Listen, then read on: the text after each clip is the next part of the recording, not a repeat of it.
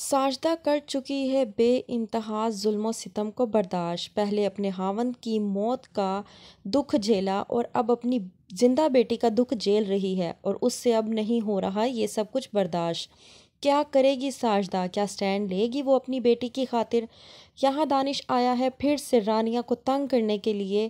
اپنے موبائل سے اپنی گرل فرینڈ کی پکچر دکھا کے رانیہ کو کہتا ہے کہ یہ دیکھو، یہ لڑکی تمہیں کیسی لگی؟ میں بہت جلد اس لڑکی سے شادی کرنے والا ہوں۔ رانیہ جواب دیتے ہوئے کہتی ہے کہ بالکل گھٹیا اور تھرڈ کلاس، بالکل تمہارے جیسی۔ دانش ہنسنے لگتا ہے اور کہتا ہے کہ اس میں جیلس ہونے والی کون سی بات ہے جو تم جیلسی میں آ کر اس طرح کی بات کر رہی ہو؟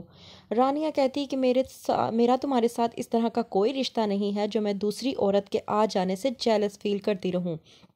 دانش کہتا ہے کہ میں تم سے بے پناہ محبت کرتا تھا، لیکن تم ایک گھٹیا عورت ہو اور تم نے میری محبت کو ضد میں تبدیل کر دیا ہے، تو اب اس کا انجام تو تمہیں بھگتنا ہی ہوگا۔ رانیہ کہتی ہے کہ تم نے مجھ سے آج تک کوئی محبت نہیں کی، بلکہ یہ تمہاری ضد ہی تھی جس نے تمہاری انا کو ٹھیس پہنچائی، اور تم میرے ساتھ اس طرح کے کام کرتے پھر رہے ہو۔ تم نے زبردستی مجھ سے شادی کی اور یہ سب کچھ کیا، اور اب یہ تم کر کے کیا ثابت کرنا چاہتے ہو؟ دوسری طرف ثنا حمزہ کو پوری طرح سے منانے کی کوشش کرتی ہے۔ وہ کہتی ہے کہ میں تمہارے لیے تیار ہو کر آئی ہوں، کیسی لگ رہی ہوں؟ حمزہ کہتا ہے ثنا میری بات سنو، میری تمہارے ساتھ کوئی ناراضگی نہیں ہے، لیکن میں نے جو تم سے بات کہی ہے اس پر عمل درآمد کر لو تو تمہارے لیے بہتر ہوگا۔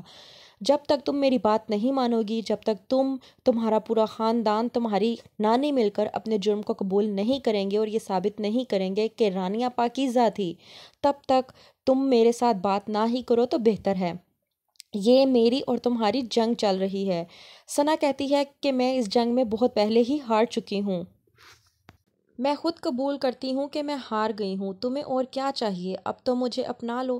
کیا ہوگا آگے دیکھتے رہیے ڈرامہ سیریل گھاٹا۔